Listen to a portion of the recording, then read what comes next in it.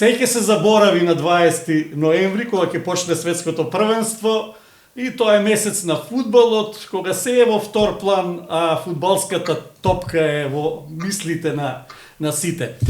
Жанета, сакав да те прашам, не би сакал да сум во кожата на Герет Саутгейт денеска, на 2 недели до почетокот на светското првенство, со оглед на последните резултати што ги имаше англиската репрезентација во Лигата на нации, испадна од првата лига, отиде во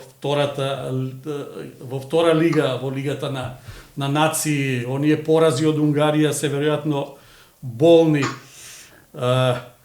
Како сето тоа се коментира во англиската јавност?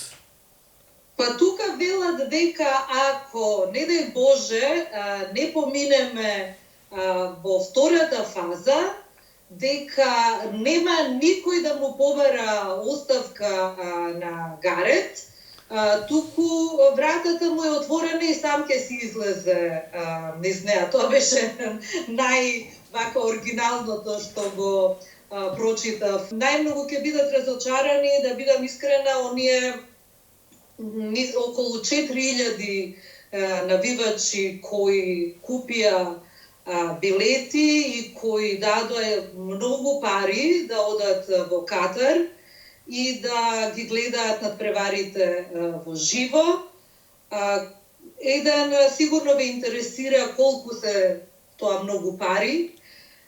Баш ми јас сакавме да одиме и кога видовме колку е тоа, па си рековме за тие пари кредит за стан може да одигнеме.